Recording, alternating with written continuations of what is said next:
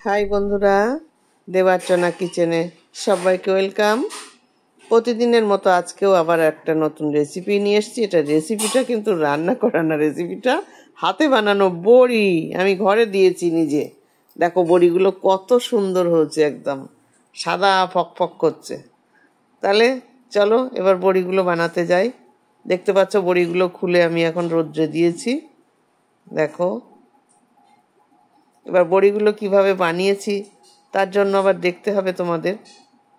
এই যে আমি এখানে পেঁপে দিয়ে বড়ি বানিয়েছি। দেখো শহরে থাকলে চাল কুমড়ো পাওয়া যায় না, কোথায় পাবো চাল কুমড়ো? এই জন্য আমি পেঁপে দিয়ে বড়ি বানিয়েছি। পেঁপে দিয়ে দেওয়া যায়, কচু দিয়ে দেওয়া যায়, কপি দিয়ে দেওয়া যায়, সব কিছু দিয়েই দেওয়া যায়। চাল কুমড়ো তো আছেই। তা আমি পেঁপে দিয়ে বড়ি দিচ্ছি কেন? পেঁপের বড়িগুলো খুব সুন্দর সিদ্ধ হয় আর সাদা হয়, খুব ধবধবে সাদা হয়। ওই জন্য আমি পেঁপেগুলোকে একে খোসা ছাড়িয়ে ভালো করে কেটে নিচ্ছি।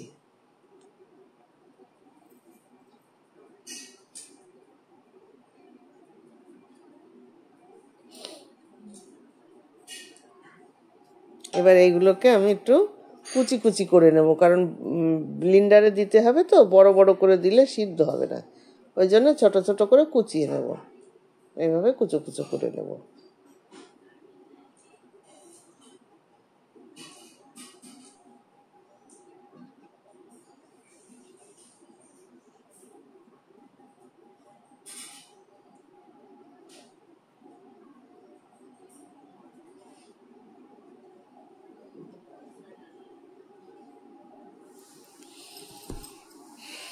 আমি ছোটবেলা থেকেই বড়ি দেওয়া শিখেছি।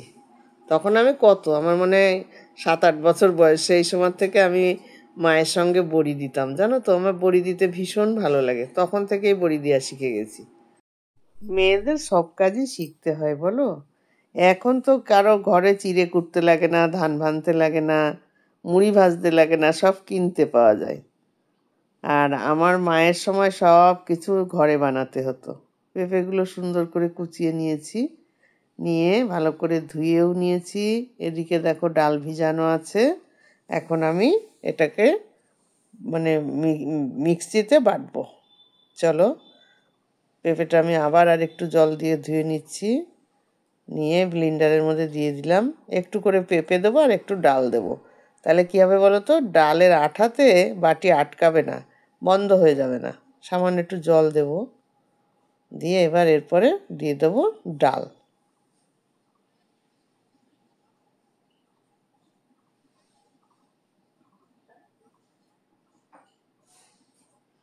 এবার আমি ঘুরিয়ে নেব।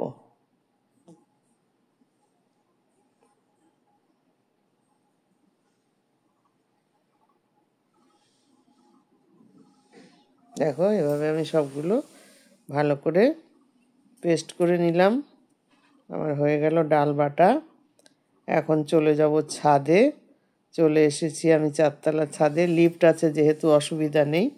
এবার সুন্দর করে একটা লং ক্লথ পেতে নিয়েছি, তলায় একটা কাপড় পাতা আছে। এবার এটার পরে আমি বড়ি দেব। ছাদে খুব হাওয়া তো, চারিপাশে আবার একটু চাপা দিতে হবে। দেখো বড়িগুলো কত সুন্দর হচ্ছে।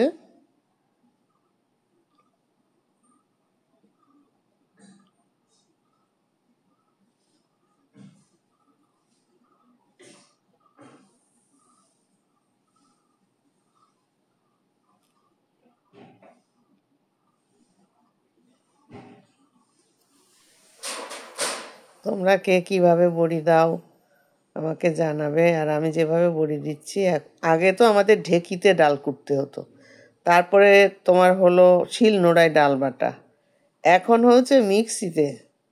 হ্যাঁ, মিক্সিতে ডাল বাটা, মানে বড়ি দেওয়া এতটাই সহজ হচ্ছে, এখন কোনো আর কষ্ট হয় না বড়ি দিতে, শুধু বানাতে পারলেই হয়ে গেল। তবে শীত থাকতে থাকতে বড়ি দিলে বড়িগুলো বেশি ভালো হয়। আর গরম পড়ে গেলে বড়ি দিলে তখন বড়ি কিন্তু ফেটে যায়, বড়ি আর ভালো হয় না, রোদের তাপে বড়ি ফেটে যায়। এই জন্য সবাই শীতকালেই বড়িটা দেয়। বড়ির আবার বিয়ে দিতে হয়েছে। আমি সবার আগে একদিন বড়ির বিয়ে দিয়েছি। দেখো কত সুন্দর লাগছে বড়িগুলো, দেখতে পাচ্ছ? দেয়া হয়ে গেছে। তাহলে কেমন লাগলো বড়িগুলো, বড়ি যা শুকিয়েও গেছে। এবার ওপরের পিঠটা শুকিয়ে গেছে, তারপরে আবার উল্টিয়ে তলার পিঠ শুকাতে হবে। শুকিয়ে ছাড়িয়ে নিয়ে আবারও রোদ্রে দিই আমি, রোদে এই যে ছাড়িয়ে নিচ্ছি, দেখো কত সুন্দর ছেড়ে যাবে। এই দেখো এভাবে ছাড়িয়ে নিচ্ছি সব বড়িগুলো, দেখেছো কি সুন্দর ছেড়ে যাচ্ছে।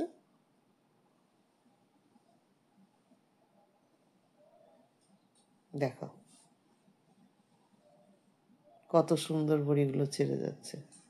এবারে এভাবে এক এক করে সব বড়িগুলো কাপড়ের থেকে ছাড়িয়ে নিতে হবে, নিয়ে আবার একটু রোদে দিতে হবে। রোদে দিয়ে বেশ ভালো করে শুকিয়ে গেলে তখন আমি কৌটোয় তুলব।